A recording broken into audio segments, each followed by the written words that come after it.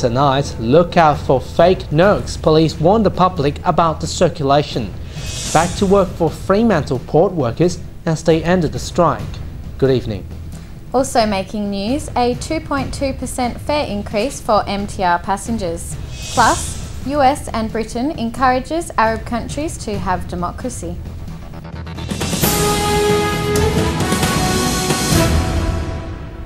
WA Police warned the retailers to look out for the fake notes as they circulate during cash transactions. The warning comes after the Federal Police arrested a man with almost $6,000 worth of counterfeit Australian $50 notes. It is a great big scam that is costing Perth retailers hundreds and thousands of dollars. Fake $50 notes are now in the money transaction system, and a few shops and supermarkets have received them. The retailers are now on high alert. Yeah, hearing about that could be scary if it's just the tip of an iceberg. One person buying something with a counterfeit, and I report to the police.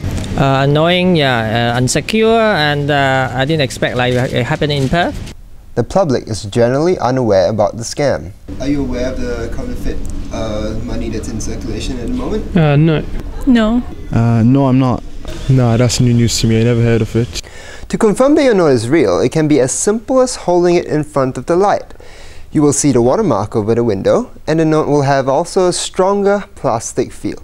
Probably the key distinctive feature in relation to the counterfeit notes are the polymer window on the polymer note. You'll note with the fake or counterfeit notes that they don't have the embroidered $50 note on them or sign. That's quite distinctive. And also the stars of the Southern Cross on the note are also quite distinctive as well. Shibs Way, DHK News. Fremantle waterside workers have ended their industrial action against Patrick Stevedores this Friday afternoon after their union voting session. The Maritime Union workers began a week-long strike nationwide yesterday to push for an 18% pay rise over the next 3 years. Patrick Stevedores said the union's demands would cost an extra $32,000 a year per worker, which was not viable as the union is not offering any productivity increases. The union is looking forward to return to the negotiating table with the Patricks. WA Police Minister Rob Johnson has said police officers have the right to defend themselves if their life or other people's lives are in danger. He responded to the opposition's questioning for using firearms in two separate incidents happened early this month. The first incident happened in Armadale when a 42-year-old woman refused to drop her knife and she was shot in the stomach. Another incident happened 2 days later at Applecross after a man threatened the police with a knife. He was shot 2 times in the stomach. The police are conducting inquiries into both incidents. And to some Hong Kong stories now. The Mass Transit Railway's fare increase will be imposed in 3 weeks. The corporation claimed almost 80% of its passengers' train fares will remain constant or receive a 20-cent rise if they use their Octopus cards. From the 19th of July onwards, MTR will increase its fare by 2.2%. MTR's Marketing and Station Commercial General Manager Jenny Leung said the fare will increase MTR's income by $2 billion. On the other hand, the corporation has bailed out a 17 billion Hong Kong dollar concession plan. From the 4th to the 12th of July, passengers who use an adult Octopus card will get a free single journey ticket worth $30. They will also set up concession machines in front of ferry piers to attract residents from the island districts to transfer MTR after their ferry journey. Clinton Little, DHK News. The government is insisting that Hong Kong must continue to ban certain food products from 5 Japanese prefectures. The ban was introduced after Japanese earthquake and tsunami which crippled the Fukushima plant that led to the nuclear crisis. The controller of the Centre for Food Safety, Dr. Constant Chan, told the Legislative Council subcommittee that Japan's nuclear problems had yet to be resolved, and the government would wait for more information from the World Health Organization and the International Atomic Energy Agency before considering whether to lift the ban. Lechgo's catering representative Tommy Cheung says he believes the ban should remain in place. Countries at the forefront of the Arab Spring will receive more financial and political backing under plans being floated by Barack Obama and David Cameron. The Prime Minister and the US President are expected to suggest bolstering support for states that turn to democracy at a summit with fellow leaders. The uprisings in North Africa and the Middle East are likely to dominate the two-day G8 gathering in Deauville, France.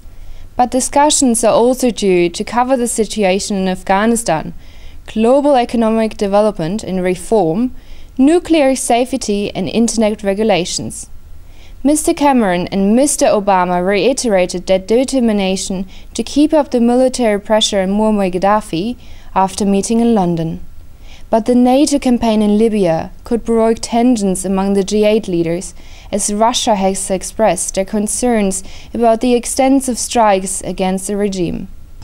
Washington has been calling for debt swap, where wealthy nations agree to convert sums they are owed by countries that are implementing change, such as Egypt, into investments.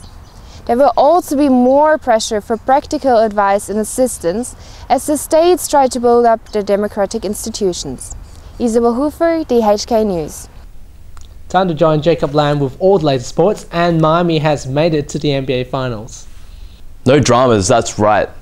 The Miami Heat staged a furious finish to beat the Chicago Bulls 83-80, clinching the NBA's Eastern Conference title and joining the Dallas Mavericks in the finals. Miami went on to an 18-3 run to the buzzer to stun the Bulls in Chicago and complete a 4-1 series triumph. LeBron James led the Heat with 28 points, while Dwayne Wade scored 21, followed by Chris Bosh with 20 points. The finals, which start in Miami on Tuesday, are a repeat of the 2006 NBA Championship Series, which the Heat won.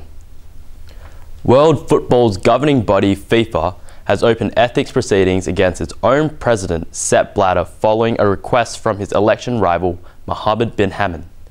Bin Hamad is due to face an ethics committee hearing on Sunday, 3 days before facing Blatter in the 1st of June FIFA presidential elections. The investigation comes after the bribery scandal against Qatar's bid on the World Cup hosting in 2022. But the FIFA president has refused to draw any idea of Qatar being stripped of hosting rights. That's all we have for sports. Have a great weekend. Ivan, Anna? Thanks, Jake, and that's how the world looks tonight. Next week, a special report on the 22nd year after the Beijing Tiananmen Square massacre.